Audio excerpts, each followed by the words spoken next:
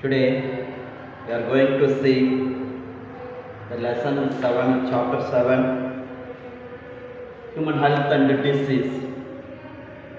Today we are going to see the topic Cell of the Immune System. Immune system பங்கு பெறக்கூடிய ஆக்டிவாக ஈடுபடக்கூடிய செல்கள் என்னென்ன இருக்கு அப்படிங்கிறது தான் இந்த கிளாஸில் நம்ம பார்ப்போம். நம்ம ஃபஸ்ட்டு இம்யூன் சிஸ்டம் அப்படின்னா என்ன செய்யுது அப்படிங்கிறத பார்ப்போம். The immune system that protect the body from microbial infection and growth of tumor cells. நிறைய மைக்ரோ ஆர்கானிசத்திலிருந்து நம்மளை பாதுகாக்கக்கூடியதாகவும் மற்றும் அந்த டியூமர் செல் ஃபார்ம் ஆகாமல் தடுக்கக்கூடியதாகவும் ஒரு வகையான செல்கள் செயல்படுது. டைப் ஆஃப் செல்ஸ் அதில் பங்கு பெறுகிறது. அதை தான் நம்ம என்ன சொல்கிறோம், இம்யூன் சிஸ்டம் செல்கள் அப்படின்னு சொல்கிறோம். செல்ஸ் ஆஃப் இம்யூன் சிஸ்டம் அப்படிங்கிற வார்த்தையை நம்ம கருத்தில் யூஸ் பண்ணுறோம். இந்த immune system all the cells are derived from bone marrow. Already we discussed about what is hematopoietic. Hematopoietic mean all the type of blood cell are derived from or produced from bone marrow. அப்படி நம்ம படிச்சிருக்கோம். Phone மேரோவில் இருந்து தான் அனைத்து விதமான blood செல்லும் produce ஆகுது. The process is called, அந்த செயல்முறைகளுக்கு பேர் தான் ஹெமட்டோபாய்சிஸ் அப்படின்னு சொல்லியிருப்போம். அந்த சேம் விஷயத்தை தான் அந்த இடத்துல சொல்கிறாங்க. இந்த immune system all the cells are derived from haematopoietic stem cells. இங்கே போன் மேரோவில் தான் அந்த ஸ்டெம் செல்ஸ் இருக்கும். அந்த ஸ்டெம் செல்ஸில் இருந்து தான் அனைத்து விதமான பிளட் செல்ஸும் ப்ரொடியூஸ் ஆகுது. In that we are going to see first one question, what is lymphocytes?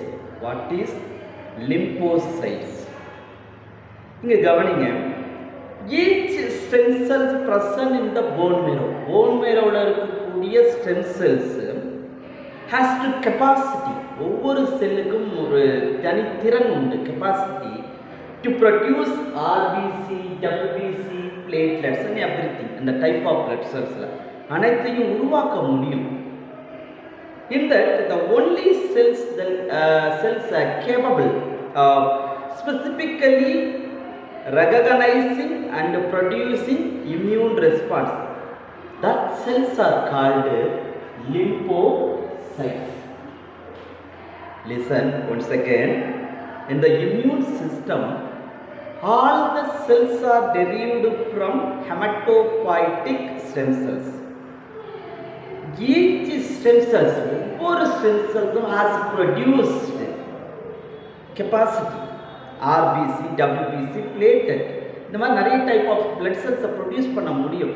இந்த பிளட் செல், அந்த பிளட் செல்ஸில் only some type of cells capable, ஒரு சில செல்கள் மட்டும்தான் capable specifically recognizing and produce the immune response. That cells are called lymphocytes. The other types of WBC play an important role in non-specific. Non-specific mean that the immune system active for all the type of immunogen, antigens. எல்லா விதமான ஆன்டிஜனுக்கு எதாவது செயல்படும். But இந்த லிம்போசைட்ஸுங்கிறது பர்டிகுலராக பாக்டீரியாவுக்கு, இது வைரஸுக்கு அப்படின்னு பர்டிகுலராக செயல்படக்கூடியது தான் எது, லிம்போசைட்ஸ் அப்படிங்கிறது. இங்கே லிம்போசைட் செல்ஸை பற்றி நமக்கு ஒரு பாக்ஸ் கொடுத்துருப்பாங்க. அந்த பாக்ஸை நம்ம எழுதியிருப்போம். அதை விட்டுட்டு நம்ம அதில் முக்கியமாக இருக்கக்கூடிய லிம்போசைட்ஸ் அந்த 5 மார்க்ஸை மட்டும் இந்த இடத்துல பார்க்குறோம். இந்த பாக்ஸை நீங்கள் பார்த்தீங்கன்னாவே புரியும் அந்த என்னென்ன செல்கள் இருக்குங்கிறது. இப்போ அதில் நம்ம ஃபஸ்ட் பார்க்க போகிறது லிம்போசைட்ஸ். நல்லா தெளிவாக கவனிக்கணும், 5 மார்க்கில் கேட்கப்படக்கூடிய ஒரு கொஸ்டின்ஸ். லிம்போசைட்ஸ்னால் என்ன அப்படின்னா type of immune response cell or இம்யூனிட்டியை ப்ரொவைட் பண்ணக்கூடிய செல். ஓகே, அப்போ எவ்வளோ இருக்குது அப்படின்னா 20 to 30% ஆஃப் WBC லிம்போசைட்ஸ், 20லிருந்து 30% WBC என்ன cells? Lymphocytes. 20 to 30% of the WBC are lymphocytes. Lymphocytes அப்படிங்கிறது WBC உற்பத்தி பண்ணக்கூடிய செல்களில் எத்தனை % லிம்போசைட்ஸாக இருக்கும்? 20லிருந்து 30% லிம்போசைட்ஸாக தான் இருக்கும். 1 மார்க்கில் குறிச்சிக்கும். They have large nucleus. நியூக்ளியஸோட ஸ்ட்ரக்சர் அந்த லிம்போசைட்ஸில் எப்படி இருக்குன்னு சொல்கிறான்? பெரியதாக இருக்கும் அப்படின்னு சொல்கிறான். ஆர்பிசியில் நியூக்ளியஸ் இருக்காது, WBCயில் மட்டும்தான் நியூக்ளியஸ் இருக்கும். இங்கே நல்லா கவனிச்சுக்கோ, இந்த லிம்போசைட்ஸில் நியூக்ளியஸோட சைஸ் எப்படி இருக்குன்னு சொல்கிறான்? லார்ஜராக இருக்கும். And small cytoplasm surrounded little, அதை சுற்றி. அப்போ நியூக்ளியஸ் பெருசாக இருக்கிறதுனால சைட்டோபிளாஸ்டோட அளவு என்னவாயிருது? குறைஞ்சி போயிடுது அப்படின்னு சொல்கிறாங்க. நல்லா கவனிச்சுக்கோ, lymphocytes are 20 to 30% of the WBC. Okay, in that nucleus are larger, cytoplasm is small, little amount. Okay, there are 2 type of lymphocytes. One is the T lymphocytes and other one is B lymphocytes. We already know that both are produced from bone marrow. The process is called hematopoiesis. T lymphocyte, B lymphocyte இந்த ரெண்டு type இருக்கு. Both are produced from bone marrow. The process is named hematopoiesis. In that, B cell mature in the bone marrow also. நம்ம previous classல பார்த்திருக்கோம். B cell mature in bone marrow also. T cell mature after entering the thymus. Thymusல போனதுக்கு அப்புறம் தான் the immunocompetent mature cell எது மாறும்? T cells மாறும். அதுதான் இந்த இடத்துல சொல்றோம். Both are produced from bone marrow, but B cell mature in bone marrow, but T cell mature in thymus. After maturation, after getting immunocompetency, நல்ல immunity power அந்த செல்லுக்கு கிடைச்ச உடனே, then they are circulate around the body, உடல் முழுவதும் அனுப்பப்படுகிறது. Some remain in the blood. சில அந்த ஆன்டிபாடிஸ் எங்கே இருக்கும்? சில லிம்போசைட்ஸ் எங்கே இருக்கும்? பிளட்லேயே இருக்கும். While others, மீதி எல்லாமே accumulate in the lymph node and spleen. Lymph node and spleen. நல்லா கவனிச்சுக்கோ. லிம்போசைட்ஸ் அப்படிங்கிறது எவ்வளோ இருக்கும்? 20 to 30% of WBC. Okay, nucleus larger, cytoplasm small. எத்தனை டைப்? 2 டைப். என்னென்ன? T and B lymphocyte. Both are produced from bone marrow. T cell mature in thymus, B cell mature in bone marrow. Okay, after mature the cell circulate around the body. Some are present in the blood and others all are எங்க இருக்கும்? Present in the accumulate in the lymph node and spleen. Okay, இப்போ அதோட structure, lymph node ஓட function என்னன்னு பார்ப்போம். Lymphocytes, sorry lymphocytes நான் lymph node சொல்றேன். Lymphocyte have a receptor protein. Receptor protein. Lymphocytes have a receptor protein. இந்த மாதிரியான இந்த வெளிப்புற அமைப்பை தான் நம்ம receptor அப்படின்னு சொல்றோம். Lymph node has a receptor protein on the surface. வெளிப்புற பகுதியில் receptor protein அப்படின்னா வரவேற்கக்கூடிய, உள்ள வர பொருளை தொட்டு பார்க்கக்கூடிய அந்த receptor protein எதில் இருக்கும்? Lymph node have a receptor protein on the surface. When the receptor on a B cell find with the antigen, ஏதோ ஒரு ஆன்டிஜனோடு தொட்டுச்சுன்னா, நல்லா கவனிச்சுக்கோ. When a receptor on a B cell, find with the antigenோடு இணையும் பொழுது the B cells become என்னவாகுது? Activate and produce plasma cells. நல்லா கவனி. லிம்போசைட்ஸோட structure பாரு. Lymphocyte has a receptor protein எங்க இருக்கும்? On the surface. When receptor on B cell find with the antigen ஓட சேரும்போது B cell become activated and produce plasma cell. The plasma cells only produce antibody. The plasma cells எதை produce பண்ணும்? Antibodies produce பண்ணும். Some B cells do not produce antibodies but become எதுவா இருக்கும் அப்படின்னா memory cells அது செயல்படும். எல்லா B cellsம் antibodies produce பண்ணாது. And also the memory cells are responsible for the secondary immune response. One mark la kepanga. Which is the responsible for secondary immune response? Memory cells. Why? Some cells do not produce antibody. They become எதுவா செயல்படுது? Memory cells செயல்படுது. அதான் நம்ம என்ன சொல்றோம்? Secondary immune response cell அப்படின்னு நம்ம சொல்றோம். The T lymphocytes, B lymphocytes produce antibodies. And the T lymphocytes not to produce antibodies. ஆனா என்ன வேலை செய்யுது அப்படின்னா they recognize the antigen presenting cell. இந்த செல்லுல ஆன்டிஜன் இருக்கு அப்படிங்கறத கண்டுபிடிக்கும். தானாவே கண்டுபிடிக்கும். அதான் டக்ளஸ் சொல்றாரு. They recognize antigen presenting cells and destroy. அத அப்படியே என்ன பண்ணும்? They recognizing antigen presenting cells and destroyed them. Two important type of T cells இருக்கு இந்த இடத்துல.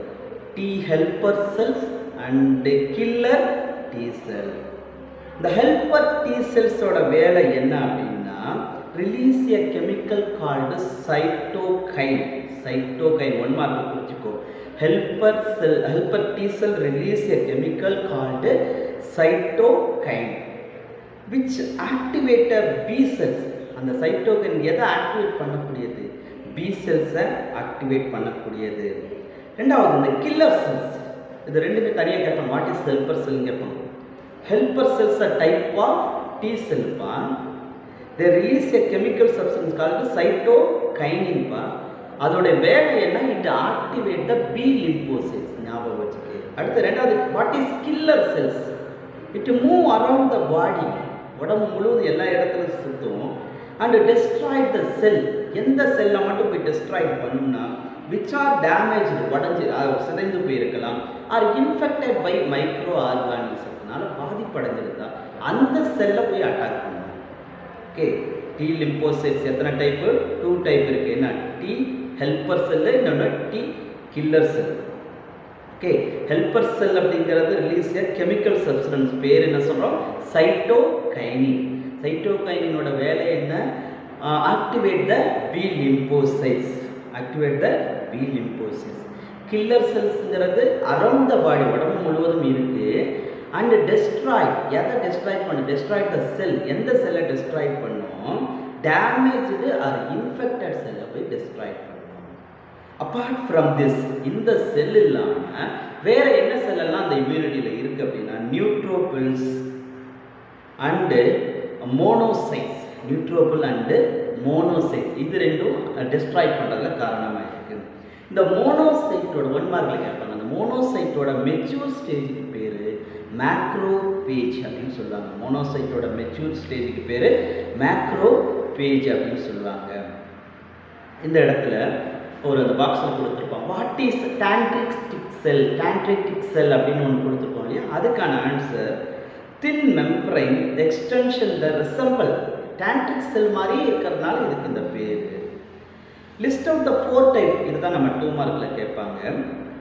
லாங்கர் கன், interstitial cells, myeloid, lymphoid cells இதெல்லாம் டைப் ஆஃப் dendritic cells அப்படின்னு நம்ம சொல்லலாம். இப்போ நல்லா கவனிச்சுக்கோ. லிம்போசைட்ஸ் எவ்வளோ இருக்கும்? 20 to 30% of the WBC.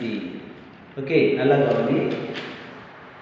nucleus, a large nucleus surrounded small little amount of cytoplasm. It has 2 types, T and B lymphocytes.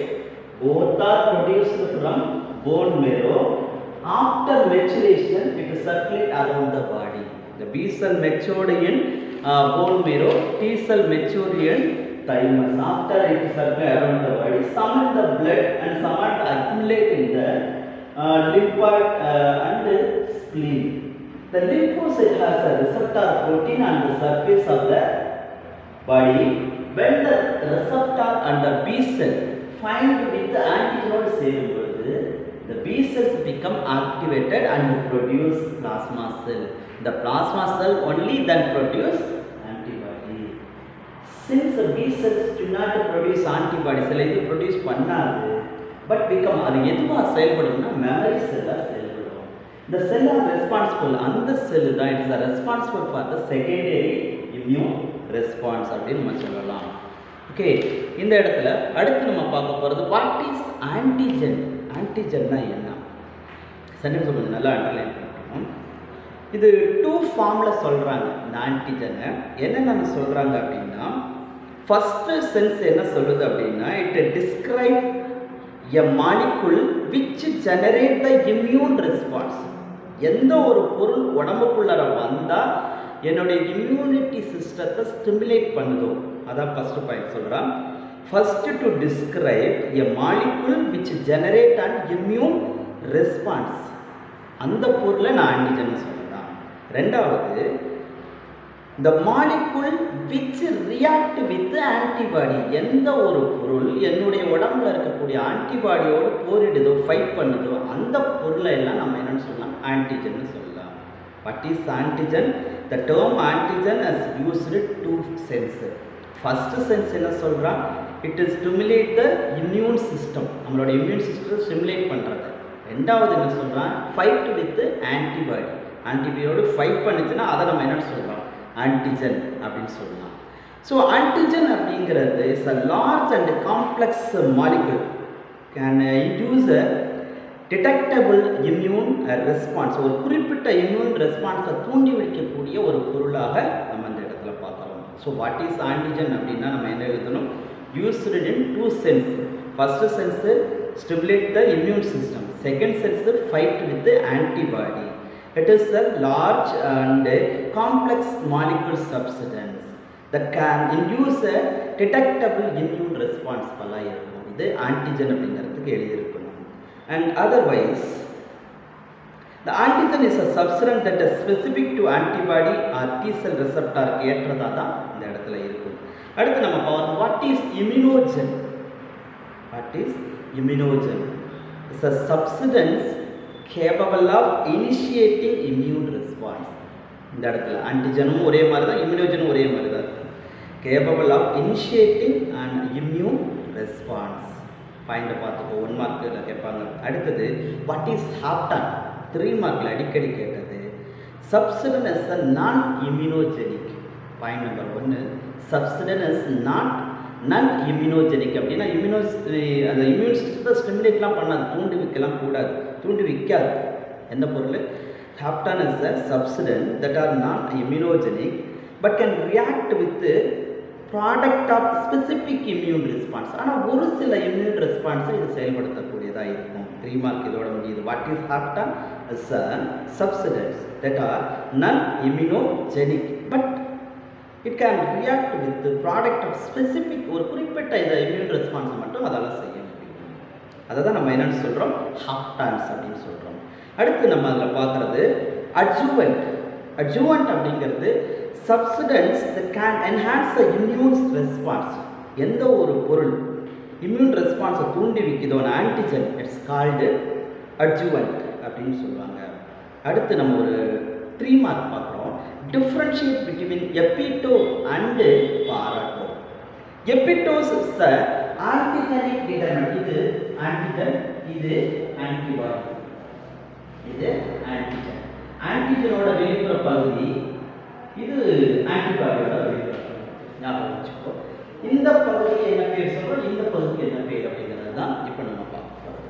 Epitope is a antigenic determinant and the active part of the antigen. இந்த பேர் என்ன சொல்றோம், epitope. ஆன்டிஜனோட வெளிப்புறத்தில் இருக்கக்கூடிய அந்த ரிசெப்டாருக்கு பேரு epitope. ஆன்டிபாடிஸோட வெளிப்புறத்தில் இருக்கக்கூடிய இந்த ரிசெப்டாருக்கு பேரு பாராட்டோப். அந்த அதை தான் சொல்றாங்க. Epitope is the antigenic determinant and the active part of the antigen. Paratope is the antigen finding cell, it is part of the antibody.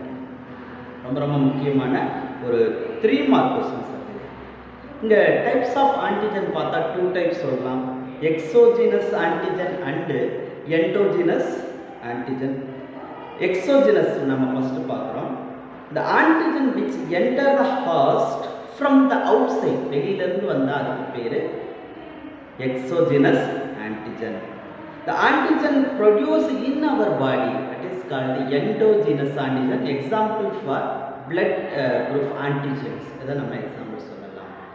ஒரு முறைக்கு ரெண்டு முறை அப்படியே வரிசையாக பாருவோம். ஒவ்வொரு விஷயம் தெரிந்து கொள்ள வேண்டிய விஷயம் அத்தனையுமே நீட்டில் கேட்கக்கூடிய கொஸ்டின்ஸ் கொஞ்சம் தெளிவாக ஒரு முறைக்கு ரெண்டு முறை வீடியோ வாட்ச் பண்ணி அண்டர்லைன் பண்ணு, அப்போ தான் உனக்கு இது